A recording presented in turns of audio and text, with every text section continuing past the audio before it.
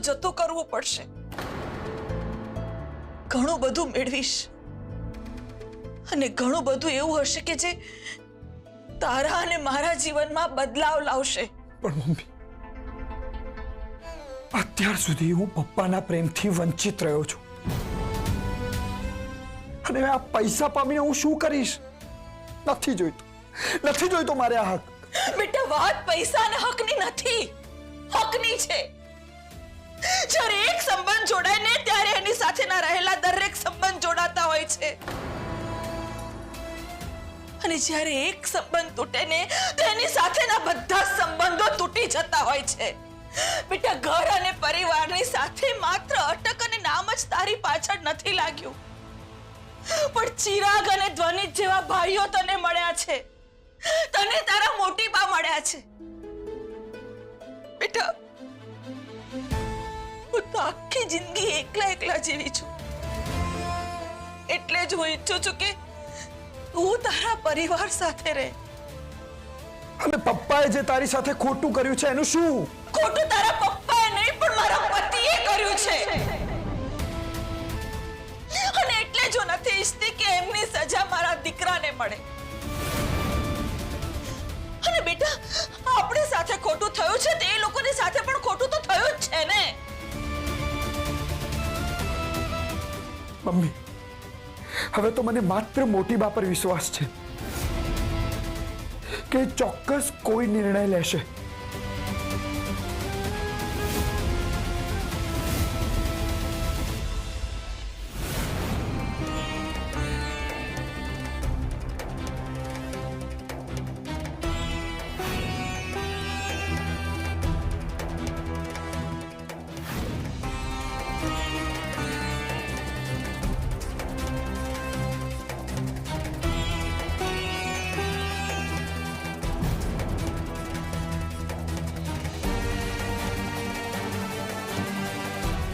મોટી બા, પોખરાજ, તું નીકળ અહીંયાથી, દૂર થઈ જા મારી નજર સામેથી.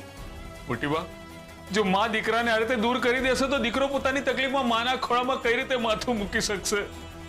મરી ગઈ તારી માં તારા માટે, પોખરાજ.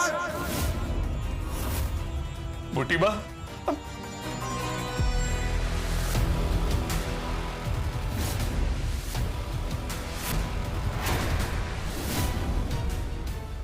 આ રીતે ચિઠ્ઠી ફાડી નાખવાથી માં અને દીકરાના સંબંધો પૂરા નથી થઈ જતા. મોટી બા, ના, સંબંધો જીવનમાંથી દૂર થઈ જાય છે, એને પૂરા નથી કરી શકાતા. મને અલ્ઝાઇમરની બીમારી છે, પણ પોખરાજ, અત્યારે આ બીમારી મને સારી લાગે છે. આ જે કંઈ થયું એ હું તો ભૂલી જઈશ. મોટી બા, ના બોલો. હું તમને કંઈ કહેવા માંગુ છું, તમે લોકો સાંભળતા કેમ નથી? એક નહીં, 5 જિંદગીઓ પર તે પ્રશ્નાર્થ ચિહ્ન લગાવી દીધું છે પોખરાજ. તે ઘરમાં ચીટિંગ કરી, ચલો તને માફ કરી દીધો. ધંધામાં ગોલમાલ કરી, ચલો માફ કરી દીધો. પણ તે અમારા બધાની સાથે રમત રમી, એક સ્ત્રીની ગરિમા પર લાંછન લગાવ્યું તે પોખરાજ. તે દિવસે તારી નજર સામે લજ્જા બહુ અનસુયાને મન ફાવે એમ વર્તન કરતા હતા, તો પણ તારા પેટનું તો પાણી ના હલ્યું પોખરાજ. અરે, એ તારા બાળકની માં છે, આટલા વર્ષો આપ્યા છે એને તને, પણ તે શું કર્યું? તે એને ટિશ્યુ પેપર જેવી બનાવી નાખી. પણ એના ભૂલ તો પોખરાજ કે તે એક સ્ત્રીના પેટમાંથી જન્મ લીધો છે. તારા ઘરે પણ એક દીકરી છે. ઘણી વાર તો મને એવું લાગે છે કે આપણી પરી બિચારી તારા જ કર્મો ભોગવતી હશે. આવું ના બોલો મોટી બા, આવું ના બોલો. નથી સંભળાતું ને? તો તું વિચાર કર કે અમને બધાને આ સાંભળતા કેટલી તકલીફ થઈ હશે પોખરાજ. અત્યારે અમારા બધાના જીવનમાં તકલીફ આવી છે તારા લીધે, એટલે તને માફ નહીં કરાય પોખરાજ. તું અહીંયાથી ચાલ્યો જા ભાઈ, તું જતો રહે અહીંયાથી. મોટી બા, પોખરાજ જતો રહે પ્લીઝ અહીંયાથી. પ્લીઝ મને માફ કરી દો મોટી બા, પ્લીઝ મોટી બા.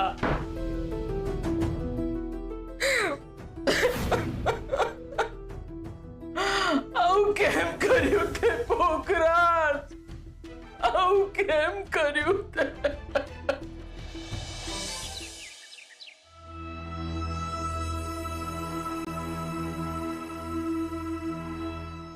વાનિન સંભાળીને. મારું ધ્યાન જ ના રહ્યું.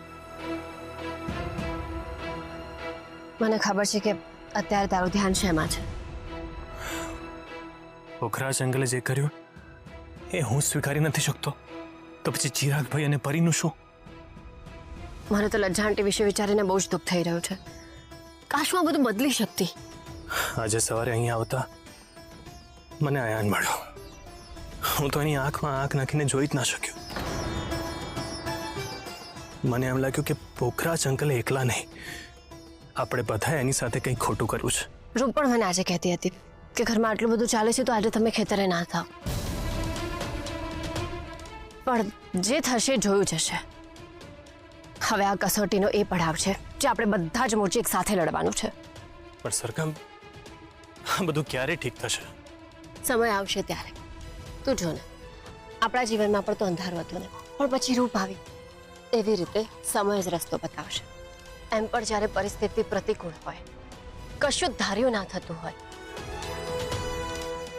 એક સાંતા 13 તૂટતા હોય, રોજ નવા પડકારો આવતા હોય, ક્યાં જવું શું કરવું કશી જ ખબર ના પડતી હોય, ત્યારે ધીરજ, ઈશ્વરમાં શ્રદ્ધા અને મૌન એ જ એક રસ્તો બની જાય છે. સરગમ, તને લાગે છે કે હજી એક નવો સૂરજ ઉગશે? ઉગશે, ચોક્કસ ઉગશે. જ્યારે આ બાળકનો જન્મ થશે ને ત્યારે નવો સૂરજ ઉગશે. મોટી બા કહે છે કે બાળકનો જન્મ નવા સંબંધોની સાથે નવી આશા લઈને આવે છે. તું જોજે મને, આ બાળકના આવવાની ખુશીઓ બધું જ ઠીક કરી દેશે.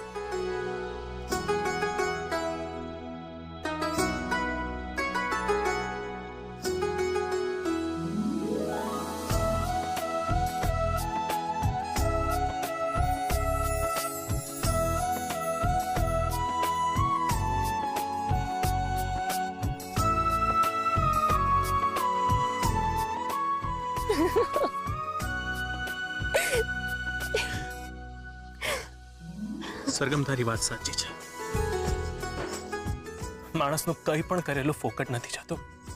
લજ્જા આંટીના જીવનમાં પણ કંઈ સારું થશે. આપણને આપણા કરેલા કર્મનું જ ફળ મળે છે. જે વાવ્યું હોય ને એનું જ ફળ મળે. જો ને, આપણે પણ અહીંયા કંઈ વાવ્યું હતું, એનું પરિણામ તારી સામે છે. આપણે આપણા કામમાં સફળ થયા સરગમ.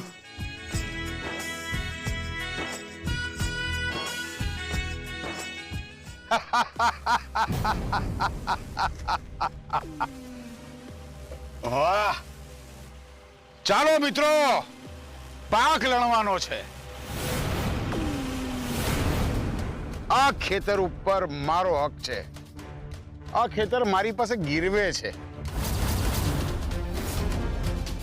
એટલે આની પર મારો હક છે. તમને કોઈ વહેમ થયો લાગે છે કે આ ખેતર અને આ પાક ઉપર તમારો હક છે. આ રૂપની જમીન છે અને આ પાક ઉપર પણ માત્ર એનો જ હક છે. અમે અમારો હક નહીં જવા દઈએ. આ પાક ઉપર તમારો હક છે ને, તો એક કામ કરીએ, આ પાકને બાળી નાખીએ. ના પાક રહેશે, ના તમારો આના ઉપરનો હક. બરાબર ને મિત્રો? બરાબર છે. આ પાક અમને આપી દો, નહીં તો એમને સળગાવી મારીશું. અમે આ પાક સાથે બળી જઈશું, પણ આ પાકને કંઈ જ નહીં થવા દઈએ. એમ તો જોઈએ કોણ શું કરી શકે છે. ચલો ભાઈઓ, બાળી નાખો પાક.